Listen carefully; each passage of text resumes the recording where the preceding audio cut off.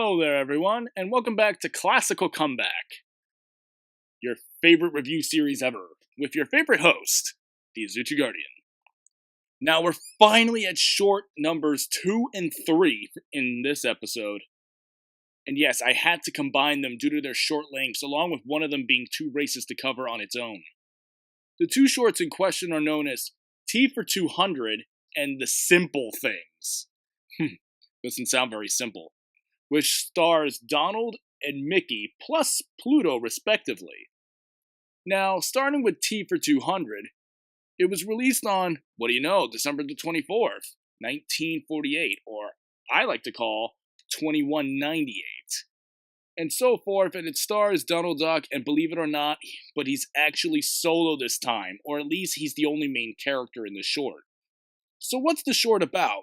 Oh, nothing except for the fact that it's just Donald going on an outdoor picnic by himself, I may add, and then he runs into some very racially stereotypical ants who look like they're from Africa, when in reality this short takes place somewhere in North America. So Donald decides to tease one of them by holding him hostage and humiliating him with a couple slapstick jokes. Oh my! 2 years later, and Disney still hasn't learned their lesson from good old Dixieland. Oh, don't worry, folks. We'll get to that one when we get to that one.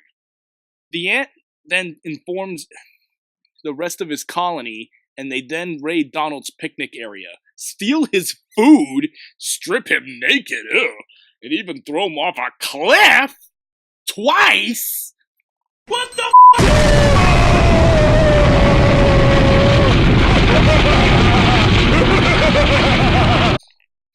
Damn, Donald, you had a rotten day.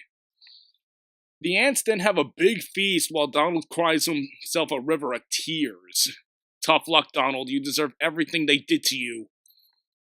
Except maybe, stripping you nude. That's going a little too far.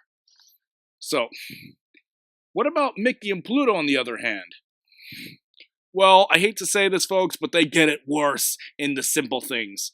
And the worst part of their experience is that they didn't even deserve to get this kind of punishment. Why?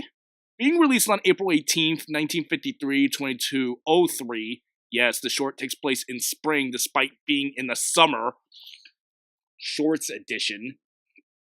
The short shows Mickey and Pluto going to a waterfront to go fishing where they have a short play date with a starfish and even a clam of all things. They go through a similar ordeal Donald went through by being constantly robbed of their food by the clam and later a flock of seagulls just because they were freeloaders. Oh, but it gets even worse for Mickey and Pluto. Talk about a rotten birthday present.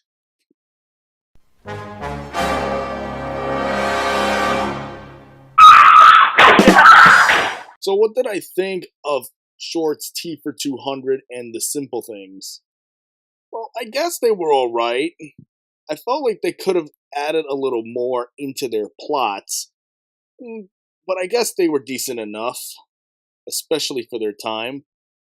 My biggest complaint would have to be the ant stripping Donald naked. Holy crap. Oh, no. No. I've already had to see naked birds twice this year. And not in a good way. Oh, and did I mention that they were headless? Oh, crap. And then as for The Simple Things, well, the worst part about that was that Mickey and Pluto basically get screwed up in the end. And they didn't even catch a single fish. Talk about unfair. Can somebody remind me to tell Minnie to not go on a lunch date with either Mickey or Donald ever again? It's in her best interest that she doesn't know. Let's just hope that Mickey and Donald get some fire insurance. I just happen to have a hunch that something tells me that they won't be in good hands this holiday season. But now it's time to pay our good old friend Goofy a visit. That's right, I'm back, folks. Come join me in part 2 of my epic story. Alright, Let's see what Goofy has in store for us now. Will Goofy win this randomly absurd bet, or will he end up on a date with a rake? You decide.